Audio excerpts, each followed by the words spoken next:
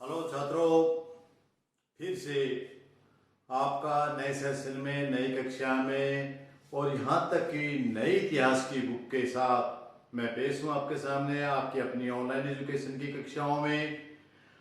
जैसा कि आप सभी छात्रों को पता है कि सन 2022 में 22-23 सेशन के लिए जो हमारा सामाजिक अध्ययन में इतिहास का पार्ट है उसको चेंज कर दिया गया है।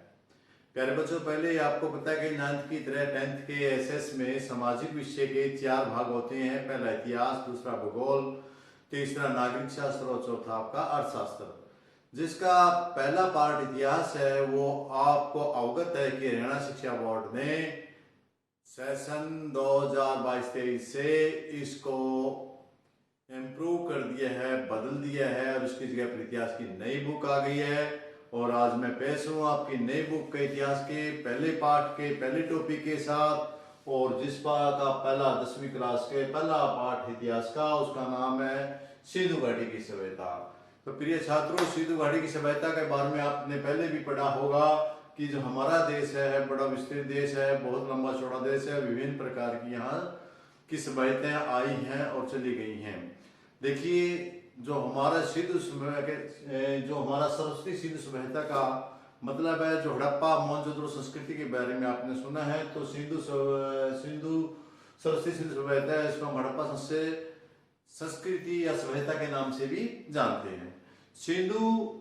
सरस्वती सिंधु सभ्यता हम इसको क्या कहते हैं, इसके बारे में हम जाने कि हमारे देश में सरस्वती और सिंधु 2 नदियां हैं। इन नदियों के किनारे जो नागरीय सभ्यता विकसित हुई थी उसके कारण हम इसे सिंधु और सरस्वती सभ्यता के नाम से जानते हैं, क्योंकि हम इसे हड़प्पा संस्कृति के नाम से भी जानते हैं। लेकिन इसका हमने सरस्वती और सिंधु सभ्यता का नाम क्यों दिया? इसका हमने इसलिए नाम दिया कि जो ये सभ्यता नागरीय सभ्यता हुई थी, जो विकसित हुई थी, वो सरस्वती नदी थी जो आज के समय में लुप्त है, और सिंधु नदी है। इन नदियों के किनारे, उत्तर भाग के इन नदियों के किनारे पे विकसित हुई, इसलिए इसका नाम सरस्वती सिंधु सभ्यता है।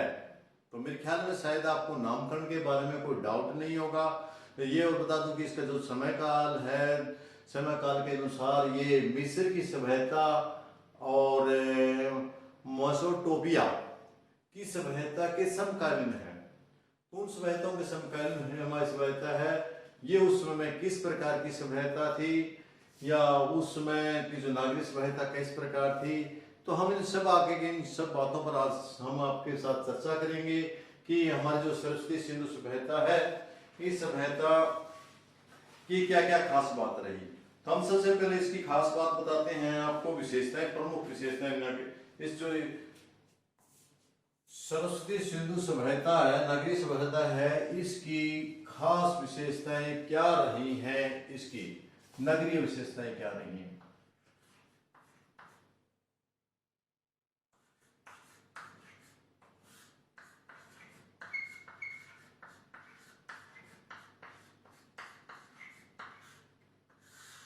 हमारी बुक के हिसाब से भी, क्यों छात्रों, हमारा मेन पर्पज है इसको ज्ञान बढ़ाने के साथ साथ मेन पर्पज है हमारा परीक्षा में अच्छे अंक प्राप्त करना। और आपकी बुक के अभ्यास का जो पहला प्रश्न है वो आपका नगरीय विशेषताओं से ही शुरू होता है। इसलिए हम जो सरस्वती सिंधु सभ्यता है उसकी नगरीय विशेषताओं को जानने का प्रयास करेंगे कि उसकी सिंधु सभ्यता की जो नगर योजना की प्रमुख विशेषताएं क्या थी। जो नगरीय विशेषताएं कह सकते हैं, या नगर की जो योजना बनी हुई थी, नगर की जो योजना थी, नगरीय योजना की विशेषताएं, अर्थात आप ये कह सकते हैं कि जो सरस्वती सिंधु सभ्यता है, जो उन्होंने नगर थे, नदी के किनारे नगर थे, उन नगरों की प्रमुख खास विशेषताएं क्या थी। सबसे पहले मैं आपको बता देता हूँ, नंबर 1 पे जो इसकी प्रमुख विशेषता थी, ये जो सारे के सारे नगर थे वो नदी के किनारे बसे हुए थे।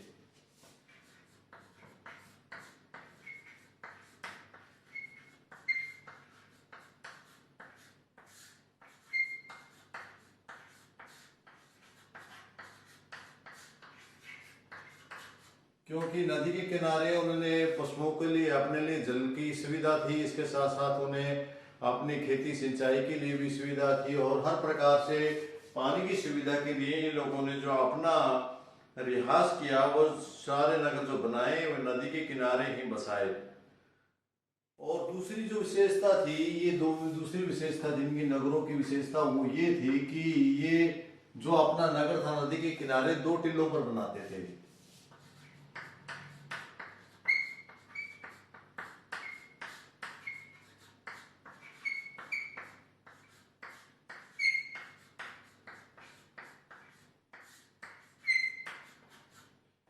फिर से मैं आपको बता दूं कि देखिए जो हमें नगरीय जो उनकी नगर की योजना थी वो अपना नगर बसाते थे नदी के किनारे, तो किस प्रकार की योजना बनाते थे। नंबर एक तो वे देखते कि नदी के किनारे नगर बसाना है, उसके ऊपर आते थे। दूसरा थे कि जो ऐसी जगह देखते थे जहाँ 2 टिल्ले हों, 2 टिल्ले हों, 2 टिल्लों पर नगर बसाते थे ताकि उनके साथ हर प्रकार की उन्हें सुविधा रहे। तो एक पश्चिम दिशा में टिल्ले में दुर्ग होता था, तो दूसरा उनका आवासक क्षेत्र होता था। जो 2 टिल्ले होते थे उनमें जो एक पूर्व दिशा में था, 2 टिल्ले हमने 2 टिल्लों की जिक्र किया है पूर्व दिशा में, पूर्व दिशा की टिल्ले पर, पूर्व दिशा के टिल्ले पर नगरीय आवास होता था, लोगों को रहने देने का होता था और इनके लिए ज्यादा खास सुरक्षा की जरूरत नहीं होती थी। नगरीय आवास,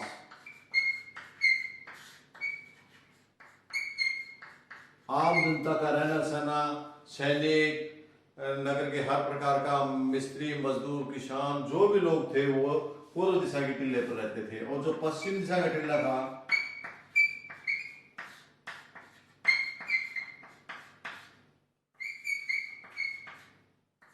टिल्ले पर पश्चिम दिशा का जो टिल्ला था उस पर नगरीय आवास नहीं होता था, दुर्ग होता था जो सुरक्षा की दृष्टि से बनाया जाता था। दुर्ग, दुर्ग यानी उसके ऊपर दुर्ग बनाया जाता था, सिद्ध होता था जिसके ऊपर, ताकि वो यहाँ से अपने जो पूर्व दिशा का है उसकी सुरक्षा कर सके, जो जितना संचालन है वो सारा का सारा दुर्ग से कर सके, पूरी पूरी उसकी सुरक्षा होती थी। उसकी सुरक्षा की दृष्टि से बड़ा ही सुरक्षित स्थान होता था। जो उस नगर का खास आदमी होते थे जो संचालन करते थे वे यहाँ से इसका संचालन करते थे। तो मेरे ख्याल में आप लोगों को समझ में आया होगा कि जो 2 टिल्ले क्यों बनाते थे नदी के किनारे। एक पूर्व दिशा में टिल्ला होता था जो आवासीय क्षेत्र होता था, दूसरा पश्चिम दिशा में टिल्ला होता था जिस पर उनका दुर्ग बना होता था। इसके साथ जो उनकी थी इसमें जो जो नगर बनाते थे उसमें सड़कों का विशेष ख्याल रखा जाता था। सड़कें थी वे लंबी चौड़ी बनाते थे, करीब सड़कें। तीसरी बात वह आपने इसके दौरान सड़कों का बड़ा ख्याल रखते थे, विशेष ध्यान रखते थे सड़कों का कि सड़कें थी वह नगर में को 5-6 खंडों में बांटती थी। जो ये सड़कें बनाते थे ना, सड़कें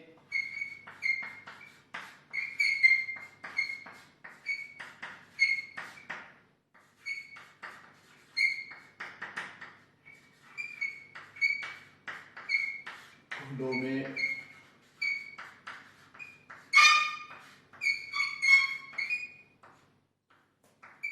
जो सड़कें थी वो नगरों के क्या करती थी 5-6 खंड बना देते थे गांव के, ताकि वो गलियों का थे साफ सुथरी रहे, सीधी रहे, आने जाने की सुविधा रहे बिल्कुल सीधी, और दूसरे इलाकों भी कोई साधन है उनको आने जाने में कोई तकलीफ ना हो। और इसके साथ साथ जो इस प्रकार की योजना बनाई जाती थी कि उनमें साफ सफाई रहे, साफ सफाई का ध्यान रखा जाए, साफ सफाई का विशेष ध्यान। जो नगर की योजना थी, जो नगर की योजना बनाते थे, अपना नगर बनाया था उसमें नदी के किनारे पर बसे थे, 2 टिल्ले होते थे, सड़कें थी वे 5-6 भागों में बांटती थी, और सड़कें भी इस प्रकार बनाई जाती थी कि सफाई का विशेष ध्यान रखा जाए। कूड़ा कचरा है उसके लिए जगह जगह पर कूड़ेदान भी बना दिए जाते थे,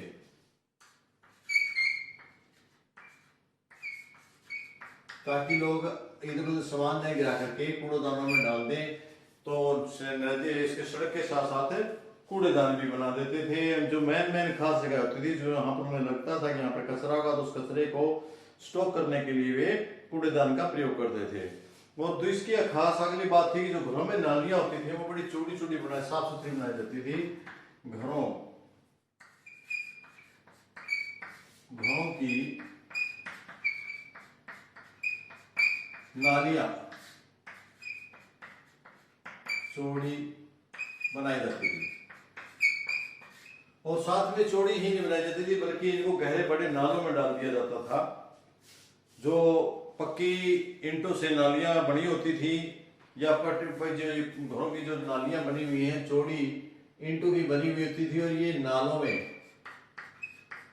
बड़े बड़े जो नाले होते थे, नालों में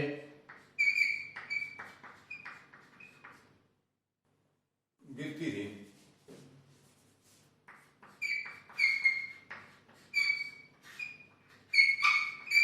जो नालियां तो घरों में बनाई थी पक्के ईंटों से, नालियां चौड़ी अच्छी खुली नालियां बनाई थी, जिनके जरिए वो पानी है सारा की सारा नालियां जो बड़े बड़े नाले होते थे नालियों में गिरती थी, उनके जरिए ये पानी गांव के नगर के बाहर चला जाता था। इसके साथ जो अगला था, उन्होंने संपन्न घरों में थे, जो अच्छे लोगों के घर थे, कर्मचारियों के थे या अच्छे से थे, उनको जो हम संपन्न घर बोल सकते हैं, संपन्न घरों में स्नानघर, रसोई, स्नानघर, रसोई, इसके अलावा स्टोर है जिसमें हम सामान रखते हैं, आंगन, कुआं, शौचालय आदि की व्यवस्था होती थी।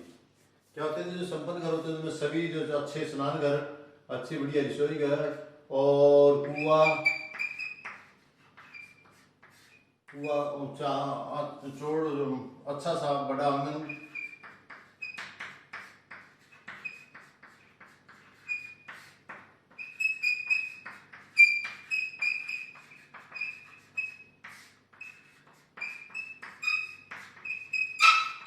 बड़ी आंगन की व्यवस्था होती थी।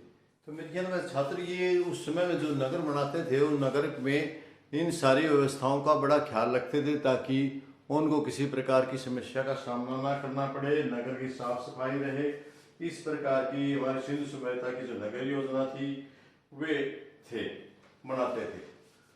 तो ये आपका आज का टॉपिक था। मेरे ख्याल में इसके साथ साथ आपको थोड़ी सी और भी बात बता देते हैं हम, जो सिंधु घाटी की सभ्यता की आर्थिक संरचना किस प्रकार की थी, हम इस पर बात कर लेते हैं साथ में।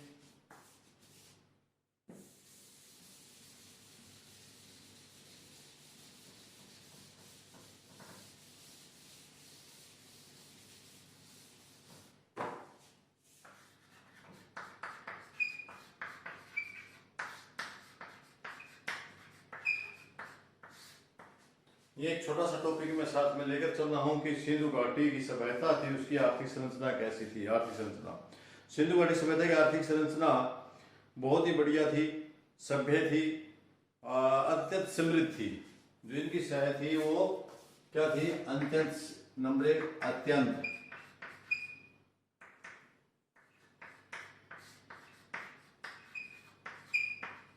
जो साक्ष्य हमें मिल रहे हैं उनसे पता लगता है कि जो उनकी सभ्यता जो अत्यंत समृद्ध थी। लोग ये यहाँ के लोग कृषि करते थे, सिंधु क्षेत्र उपजाऊ था। जैसे कि हमने पीछे बताया था कि आपकी नदी के किनारे थे, नदी के किनारे का बसने का मुख्य कारण ये था क्योंकि लोग ये कृषि करते थे, और कृषि के लिए सिंचाई की व्यवस्था नदी के किनारे बड़ी अच्छी होती थी, इसलिए लोग उपजाऊ मैदान को देखकर ही करते थे। जो मैदान थे नदियों के द्वारा मिट्टी के लिए बनाया हुआ था वो उपजाऊ मैदान थे। इस कारण अत्यंत समृद्ध थे, कृषि करते थे, उनके उपजाऊ मैदान थे, उपजाऊ मैदान में अच्छी पैदा होती थी। यहाँ के लोग गेहूं, चावल, मूंग, मसर, मटर, सरसों, कपास, तिल आदि की खेती करते थे। जो ये लोग खेती के फसल थे वे लगभग ज्यादा वे नहीं थे, जैसा कि आज हमारे हरियाणा में होता है, मूंग है, मटर है, दूसरी जो बहुत सी गेहूं है, जौ है, कपास है, प्यारे, जितनी भी आज हम फसल बो रहे हैं लगभग सारी की सारी फसलें इसमें हो पाती थी जो इसकी आर्थिक संरचना थी, क्योंकि जो मैदान में बड़े उपजाऊ थे, हर प्रकार की फसल पैदा होने में समर्थ थे। दूसरा था वो मेहरगढ़ से प्राप्त जो पत्थर की दर की दरांत, काले बग्गा से प्राप्त जूते हुए खेत, बनावाले से प्राप्त हल का नमूना भी मुस्तिर कृषि को प्रमाणित करती है। क्योंकि किस आधार पर हमने ये कह दिया कि इनकी जो कृषि है आर्थिक संरचना वो अच्छी थी। वो मैंने आपको पहले बताया कि मेहरगढ़ से प्राप्त पत्थर, कई भ्रांति का पत्थर मिला हमें मेहरगढ़ से, दरांती मिली है, काली बग्गा से जूते मिले हैं। मेहरगढ़ एक ऐसी जगह का नाम है जहां पर से हमें सिंधु सरस्वती सभ्यता के प्रमाण मिले हैं, और उस प्रमाण में हमें दरांत मिला है। क्या मिला? दरांत, तो इसको आप दरांती भी कह देते हैं, दरांती। इससे लगता है कि वे लोग एक अच्छे औजारों का निर्माण करते थे, और जिसके कारण चाहे भला ये पत्थर के मिले हो हमें, लेकिन इससे पता तो लगता है कि उन लोगों को इस बात का ज्ञान था कि कृषि में जो दरांत है वो दरांती है, दरांत किस प्रकार प्रयोग होता है। इसके साथ साथ जो हमें कालीबंगा है, कालीबंगा भी एक सिंधु घाटी सभ्यता का क्षेत्र है। कालीबंगा, कालीबंगा इस क्षेत्र से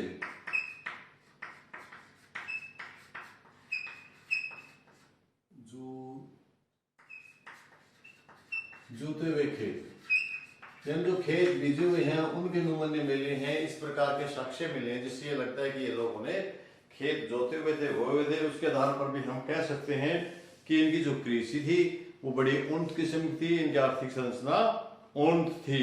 इसके अलावा हमें एक और भी प्रमाण मिला बनावाली से प्राप्त हमें हल का नमूना मिला है।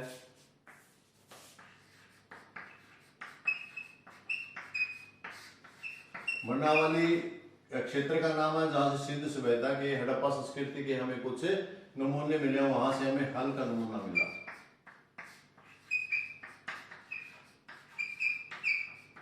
इस आधार पर भी हम कह सकते हैं कि उन लोगों को खेती का ज्ञान था, वो कृषि करते थे, उन क्षेत्रीय कृषि करते थे। इसके अलावा हमें वहां पर बैल, गाय, भेड़, बकरी, सुअर, कुत्ता, अनेक प्रकार के पशुओं के साक्ष्य मिले हैं, अर्थात ये पालते थे। इनका उपयोग वो दूध, मांस, खाल, ऊन आदि के लिए प्राप्त करते थे। यानी इनके पास खेती के साथ साथ ये लोग क्या करते थे? पशु भी पालते थे।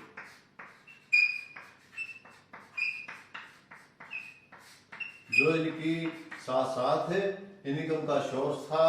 इन पशुओं से ये मांस भी प्राप्त करते थे, पशुओं से दूध प्राप्त करते थे, भेड़ों से ऊन प्राप्त करते थे। ये चीजें भी इनकी समृद्धि का विशेष कारण था। तो हम कह सकते हैं कि आर्थिक रूप से वे अच्छे थे। इसके अलावा हमें कृषि यातायात के लिए बैल का प्रयोग किया जाता था, घोड़े, ऊंट का भी पालतू बनाया जाता था, हाथियों का भी संभव शुरू हो गया था, प्रचलन शुरू हो गया था। इसके अतिरिक्त जंगली जानवरों में सुअर, चिंकारा, नीलगाय, हिरण आदि भिन्न भिन्न प्रकार के पशु पक्षियों के साक्ष्य प्राप्त हुए हैं। इससे पता चलता है कि वे लोग इनकी आर्थिक संरचना में विशेष थे। यहाँ के लोग अनेक प्रकार के आभूषणों, औजार, उपकरणों की ढलाई की तकनीक से भली भांति परिचित थे व दक्ष थे। जो साक्ष्य हमें हम साक्ष्यों के आधार पर कह रहे हैं, जो साक्ष्य हमें मिले हैं उन साक्ष्यों के आधार पर कह सकते हैं कि ये आभूषण और औजार बनाने में कुशल थे।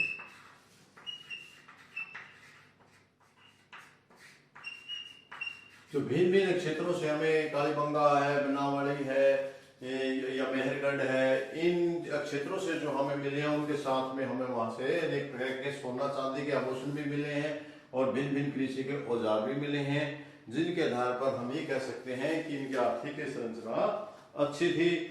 इसके अलावा यही नहीं बल्कि मिट्टी के बर्तन, ईंट उद्योग, उत्कीर्ण शिल्प, वस्त्र उद्योग के भी आर्थिक संरचना को मजबूती प्राप्त करते हैं। नंबर 5 में हमें सिर्फ यही नहीं, हमें जो कपड़े बनाने का काम है वो भी प्राप्त वो है चाहे वो मिट्टी के बर्तन बनाने की बात है,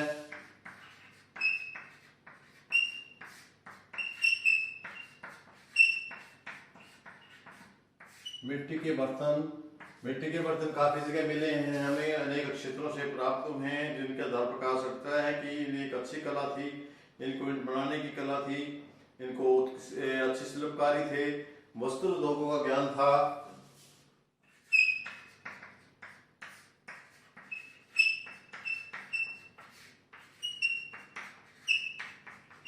जो भी हमें साक्ष्य मिले हैं, जो हमें वहां से साक्ष्य मिले, उनके आधार पर हम कह सकते हैं कि इस प्रकार के थे। इसके साथ साथ हमें ये भी पता चलता है कि आंतरिक और विदेशी व्यापार के लिए स्थल मार्ग और समुद्र मार्गों का प्रयोग किया जाता है। स्थल मार्ग के लिए बैलगाड़ी, समुद्र मार्ग के लिए नाव का प्रयोग करते थे, साक्ष्य मिले हैं। क्योंकि उस समय में दूसरे साधनों का इतना प्रचलन नहीं था, लेकिन फिर भी इन्होंने बैलगाड़ी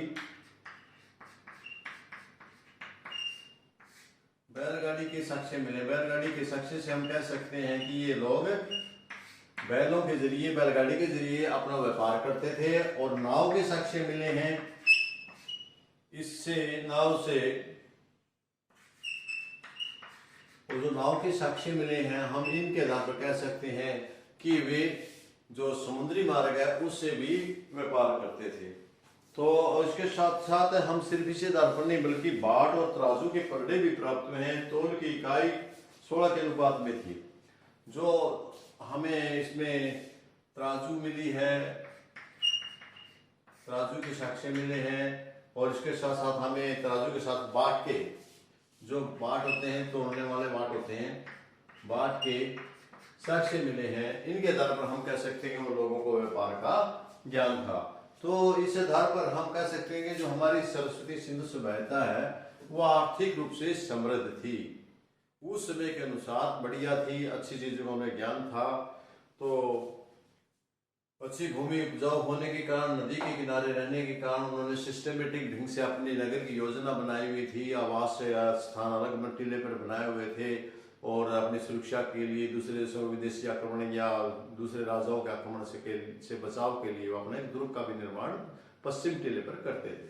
तो प्रिय छात्रों, आज के जो वीडियो थी उसमें हमने 2 टॉपिकों पर चर्चा की। पहला टॉपिक हमारा जो उनकी नागरिक योजना थी वो किस प्रकार की होती थी, दूसरी योजना हमारी उनकी आर्थिक संरचना किस प्रकार थी, उसकी क्या खास बात थी। तो हमने आज की जो वीडियो में 2 टॉपिक है, कल फिर मिलते हैं आपको नए टॉपिक के साथ। मुझे उम्मीद आपको अच्छे से पसंद आए होंगे। तो आपकी नई बुक है, बड़े इंटरेस्ट मजे के साथ पढ़िए। और मैं तो ये कहूँगा कि हरियाणा बोर्ड, शिक्षा बोर्ड का धन्यवाद है, शिक्षा विभाग का भी धन्यवाद है। उन्होंने हमारे सिलेबस में जो परिवर्तन किया वो यथासंभव और हमारे देश के अनुरूप और हमारे अनुरूप किया। जो पहले का पुराना सिलेबस था, पुराने चैप्टर थे, वे इतने अच्छे रुचिकर और भारत से संबंधित नहीं थे। इसके लिए फिर से शिक्षा विभाग का और हरियाणा शिक्षा बोर्ड का धन्यवाद। और जो इस जो सिलेबस को बनाने वाले हैं, जिन्होंने जो नया हमें सिलेबस दिया है, उन सभी का हार्दिक धन्यवाद है। तो फिर से आप सभी का बहुत बहुत धन्यवाद।